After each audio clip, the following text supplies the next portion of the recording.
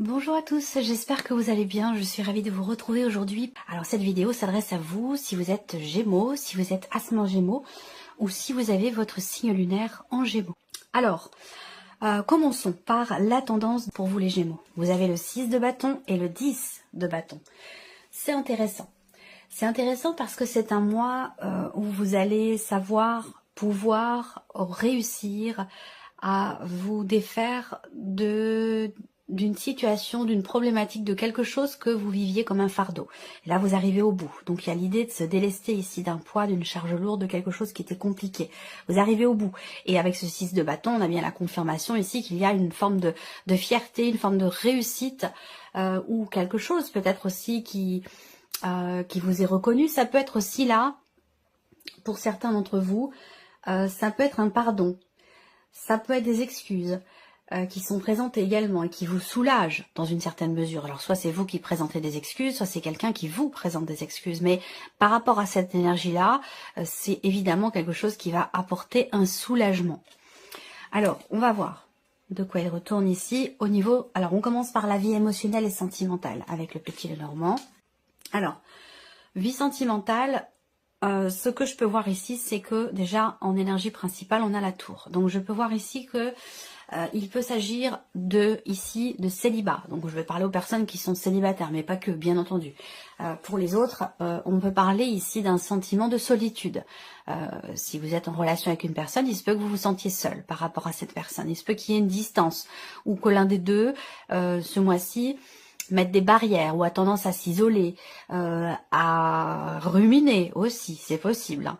En tout cas, voilà, on parle de solitude de manière générale avec la carte de la tour en énergie centrale. Ce que je peux voir là, c'est aussi le fait que sur ce mois, vous allez réfléchir, vous allez essayer de prendre du recul ou entreprendre en tout cas des actions pour réussir à prendre du recul face à une problématique que vous rencontrez, face à un blocage qui est vécu ou qui est ressenti émotionnellement, que ce soit en vous, que ce soit dans le cas d'une relation. Là, il y a vraiment cette idée de vouloir, d'être déterminé à réussir à prendre de la hauteur ou à prendre à voir les choses peut-être sous un autre angle. Ça me fait penser à l'énergie du pendu, pour essayer de contourner, de dépasser ou de surmonter un blocage ou une problématique qui est rencontrée émotionnellement ou dans le cas d'une relation. Ce que je peux voir là, c'est qu'aussi, il y a cette notion également de travail et d'effort. Alors, soit vous allez effectivement entreprendre un travail sur vous-même, soit il va s'agir ici d'essayer de pousser les murs, de briser la glace, d'essayer de... Il y a vraiment cette idée de travailler à quelque chose, de fournir un effort pour pouvoir se rapprocher de l'autre. Voilà, pour pouvoir se rapprocher de l'autre. C'est vraiment ça, pousser les murs, briser la glace. On a cette notion d'effort et de travail qui est fournie en ce sens. C'est par rapport à quelqu'un qui est très très proche de vous, ça peut être par rapport à une personne de la famille, votre conjoint, votre partenaire, la personne de votre cœur. Il y a vraiment une notion de proximité entre vous. Voilà. Après, on voit qu'il y a des considérations aussi administratives là. Alors, est-ce que vous êtes affecté, investi émotionnellement par des démarches officielles, juridiques, administratives dans lesquelles vous rencontrez effectivement peut-être des problèmes. Avec la carte du Mont, effectivement, il y a une certaine lenteur dans les événements, complications, les choses n'évoluent pas comme elles le devraient ou comme vous l'auriez souhaité ou attendu. Voilà. Alors, on regarde avec le tarot. La reine de bâton. C'est intéressant. Là, je vous sens vouloir en fait vous imposer. Je vous sens vouloir ici être déterminé, volontaire et entreprendre des actions pour pouvoir faire en sorte que quelque chose soit compris et surtout dans l'idée, dans l'optique d'assumer. Alors, assumer les responsabilités, assumer, est-ce que ça a un rapport avec cette notion de pardon par rapport à des excuses ici? Là. Peut-être que vous êtes face à quelqu'un, à moins que ce soit vous qui êtes représenté là par cette carte de l'homme, en tant qu'énergie plutôt masculine, homme ou femme, peu importe, il n'y a pas de... On est quand même dans un tirage général. Il peut être question ici effectivement de quelqu'un qui est quand même assez têtu, assez obtus, quelqu'un qui campe sur ses positions et qui n'en démord pas. Donc j'ai la sensation qu'il va être question d'essayer de dépasser ça pour des excuses, pour un pardon, pour se rapprocher, pour briser la glace, ce que je viens de vous présenter ici. Il se peut que ce soit par rapport à une personne qui est Sagittaire, Lion ou Bélier. 7 de coupe. On voit qu'il y a de la confusion. Il y a de la confusion, il y a des doutes, il y a ici un manque de clarté aussi par rapport aux choix, aux décisions qui pourraient être prises. Le 7 de coupe, pour moi, il va représenter vraiment le fait qu'il puisse y avoir à un moment donné, il y a de la déception, il y a des désillusions aussi peut-être. Hein. Le 7 de coupe peut représenter aussi cette énergie-là. Comme vous le savez, je le précise régulièrement, pas forcément dans toutes les vidéos, mais c'est important de savoir entendre les choses. Que dans une guidance, on n'est pas au pays des bisounours. Vous présentez toujours le beau, le positif, c'est pas ça qui va vous faire évoluer, qui va vous faire avancer. C'est pas ça qui va vous aider.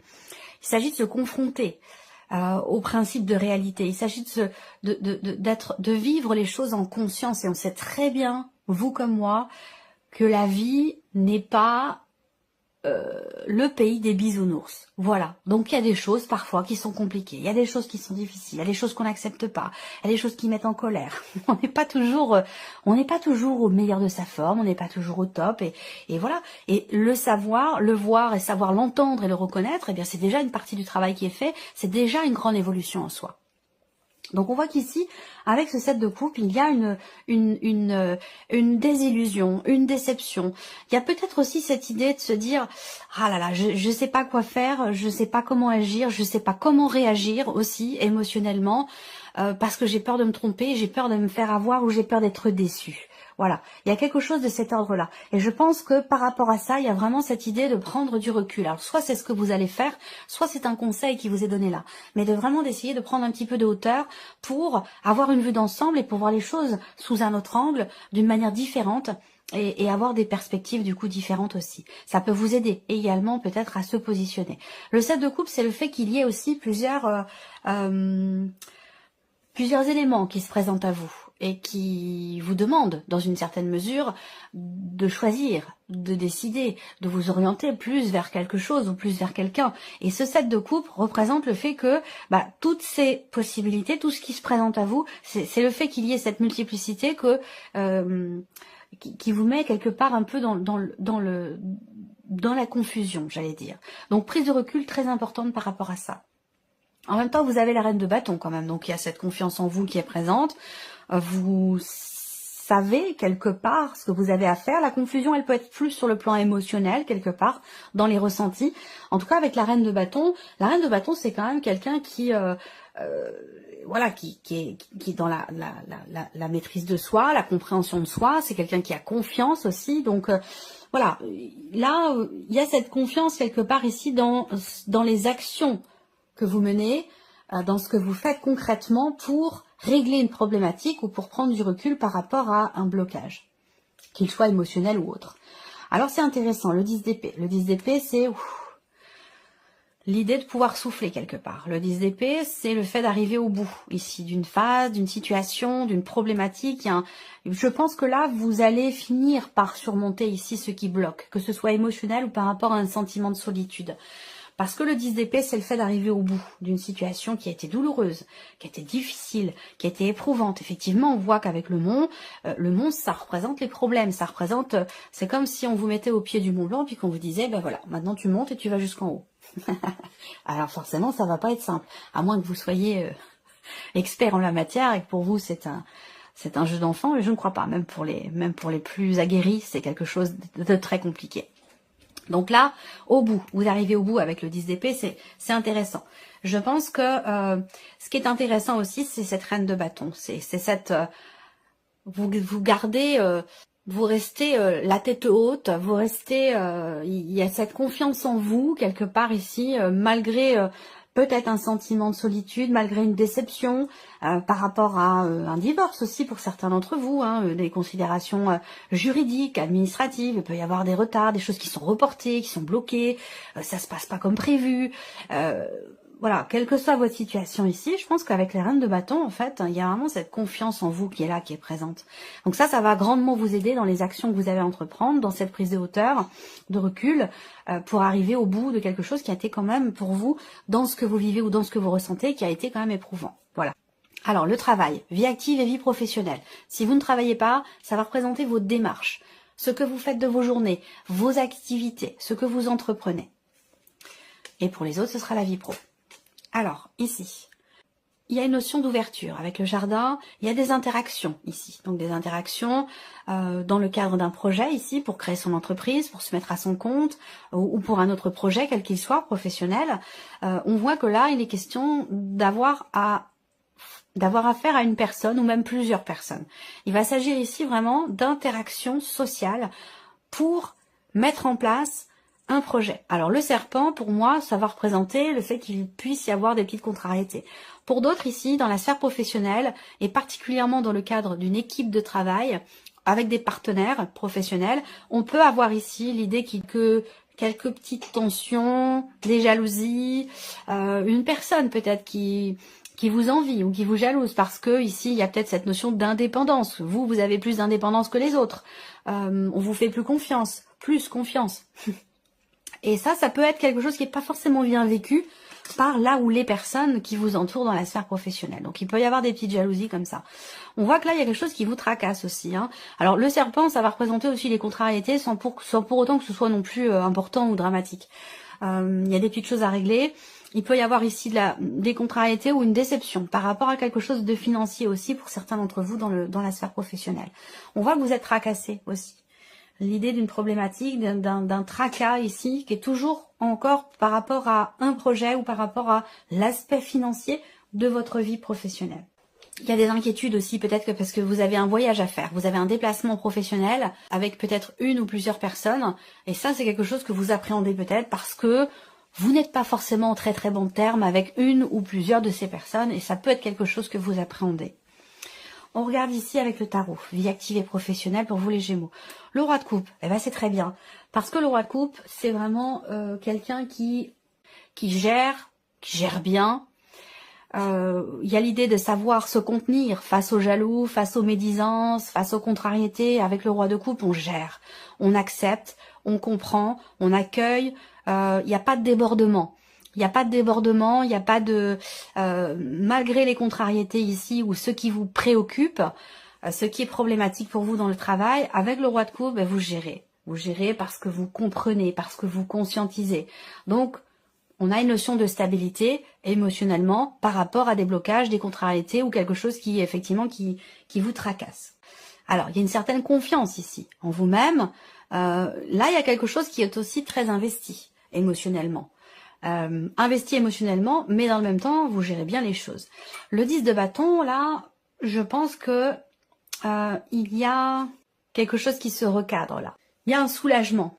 Et le 10 de bâton, il est dans les énergies principales, soulagement, vous voyez, avec le 6 de bâton. Donc il y a une réussite par rapport à ce 10 de bâton. Il y a quelque chose qui réussit ou qui vous est reconnu ici. Et là, on voit qu'il y a quelque chose qui se cadre dans un relationnel professionnel par rapport à une hiérarchie, par rapport à une équipe de travail. Il y a le grand patron, mais il y a aussi tous ceux qui sont entre vous et le grand patron, vous voyez. Donc cette hiérarchie-là, je pense que c'est aussi par rapport à ces personnes-là, cette ou ces personnes-là, parce qu'il peut y en avoir plusieurs. Il y a quelque chose qui va se recadrer ici. Quelque chose qui va se remettre en ordre. Et vous êtes tout à fait confiant pour ça. En tout cas, vous gérez bien la situation dans le fait de pouvoir souffler un petit peu, par rapport, encore une fois, à des interactions sociales, professionnelles, qui peuvent être un petit peu compliquées. On a du mal à partager, à donner, à échanger avec certaines personnes. C'est vécu comme un poids, c'est vécu comme... c'est pesant, quoi. C'est pesant. Et je pense que là, il y a l'idée de mettre des limites, en fait, de poser un cadre, de poser des limites, de se préserver. Pas d'animosité, pas du tout, mais voilà, on pose un cadre très clair et on pose des limites. Et c'est ce qui permet de vivre les choses bien ou de les vivre mieux au niveau d'un relationnel professionnel. Ouais, voilà. Alors, on va regarder les finances pour vous, les Gémeaux. Matériels et financiers. Alors, là, on a des démarches entreprises ou des réponses qui arrivent suite à des démarches qui sont ou qui ont été entreprises en rapport avec une dimension familiale.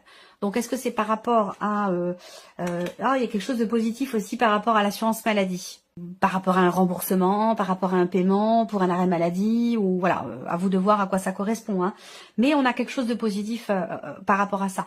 Là, ce que je vois, c'est qu'il y a de très bonnes nouvelles aussi concernant un projet, concernant quelque chose qui est en train de se mettre en place pour vous, et qui bien sûr demande un investissement soit matériel, soit financier, puisqu'on est dans cette partie-là.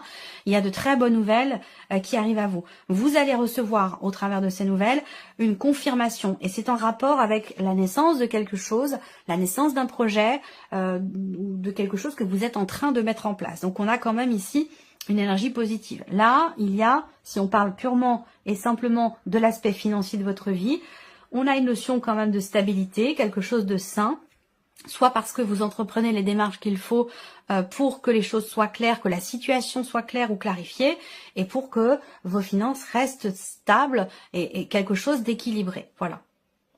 On regarde avec le tarot. Voilà, le 6 de bâton vient aussi, vous voyez, l'argent et le travail, là, c'est complètement relié. Et je vous en ai parlé ici par rapport à la sphère pro, puisque dans les énergies principales, vous avez le 6 de bâton et le 10 de bâton. Donc, vous voyez, le 10 de bâton est ressorti dans le travail et la réussite, le 6 de bâton, dans la sphère matérielle ou financière. Donc là, on a un succès. On a une réussite, il y a quelque chose qui est reconnu. Alors là, on peut reparler de reconnaissance, quelque chose qui peut avoir un lien avec l'ascendance, la descendance, reconnaissance de paternité, reconnaissance en lien avec quelque chose de généalogique ou par rapport à des démarches ici ou des recherches ou quelque chose qui est en lien avec la famille et les liens du sang. On a quelque chose qui se met en place, quelque chose qui réussit, quelque chose qui vous est reconnu, qui va dans votre sens. Donc de bonnes nouvelles puisqu'on parle également ici de réussite. Là, financièrement, je pense aussi que c'est en rapport là à une pension alimentaire ou une aide financière qui est en rapport avec la famille ou par rapport peut-être à l'un de vos enfants. C'est possible également. Auquel cas, c'est par rapport à quelqu'un qui est l'un de vos enfants qui est poisson, cancer ou scorpion. C'est possible. Là, on a ici encore une fois une notion de réussite, une notion de fierté dans les démarches qui sont entreprises pour un projet, pour la naissance de quelque chose qui vous tient beaucoup à cœur. On parle d'un commencement ici, hein, d'un début de quelque chose, d'un commencement par rapport à un projet. On a une belle énergie par rapport à ça. Et là, on a la tour. Mais la tour, pour moi, qui est bien accompagnée. Donc, comme je le dis toujours, la tour, c'est pas qu'une énergie négative. Hein. C'est vrai, quand on la voit comme ça, la carte, bon, c'est pas de très très bon augure. Mais voilà, comme toutes les cartes du tarot, elles ont un aspect positif et un aspect un petit peu plus négatif. Donc cette carte-là, pour moi, va représenter une mise en lumière, une compréhension, une prise de conscience, un inattendu, un événement imprévu, mais qui va dans le bon sens, puisqu'on a la réussite ici, le succès, et que l'on a le soleil qui représente également la notion de succès. Donc là, vous allez recevoir des nouvelles complètement inattendues, qui viennent vous confirmer quelque chose en rapport à un projet, à un début de quelque chose, ou en lien avec la famille, pension alimentaire, aide, alors ça peut être aussi par rapport à une invalidité. Je ne sais pas pourquoi on m'en parle, parce que bon, ce que je vous dis n'a pas forcément rapport toujours avec les cartes, évidemment, mais il y a quelque chose aussi en rapport avec une invalidité pour certains d'entre vous. Voilà. Donc un inattendu, une surprise, mais qui est positive pour moi. Hein. Il y a une situation qui s'assainit et qui s'éclaircit. Voilà. Allez, on termine pour vous les Gémeaux, avec la surprise et l'inattendu. Qu'est-ce qui pourrait se passer de surprenant, d'inattendu pour vous les Gémeaux? Alors, ça peut concerner une signature de contrat, ça peut concerner des papiers, des documents très importants.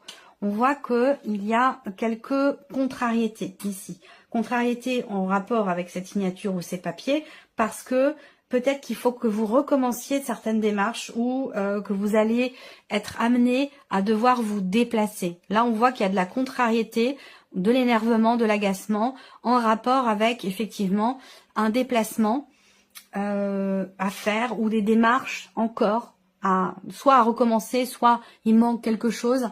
Mais voilà, pour pouvoir signer, conclure quelque chose ou pour des papiers ou des documents importants. La surprise et l'inattendu, c'est aussi l'idée de réussir à quelque chose ou de débloquer quelque chose dans un relationnel de couple ou dans un relationnel de fratrie, donc entre frères et sœurs ici. Avec la clé, on trouve des solutions, on réussit quelque chose. C'est l'énergie de la clé, c'est une énergie de toute façon extrêmement positive. Voilà. Ça peut être des bonnes nouvelles qui arrivent à vous aussi, des nouvelles d'un succès ou d'une réussite. Surprise inattendue avec le tarot. Alors, ça peut concerner la famille, le foyer, votre chez vous, votre maison. Ça peut concerner aussi le fait de vouloir concerner la stabilité ou la consolidation d'une situation, de quelque chose de particulier. Voilà. On a ici une notion de fin, de transformation, de grands changements ici. Soit dans le cas d'une fratrie, soit au niveau du couple. Ça peut être aussi une discussion, un échange, un dialogue, une conversation qui amène un changement très important, qui amène des solutions au niveau familial. Donc peut-être aussi dans le cadre d'une succession, d'un héritage ou quelque chose comme ça, c'est possible. Et là on a le cavalier de bâton, donc peut-être que c'est un lien aussi avec l'étranger. Là il va s'agir également, avec le tarot, la surprise et l'inattendu, elle peut venir de l'étranger, elle peut venir d'une autre région, d'un autre pays, ou en tout cas de quelque chose, d'une situation qui a un rapport avec l'étranger. Et peut-être aussi un rapport avec une personne qui est d'un signe de feu, Sagittaire, Lion ou Bélier. Voilà pour vous, amis Gémeaux. Puis on se retrouve très bientôt pour les prochaines vidéos. Au revoir.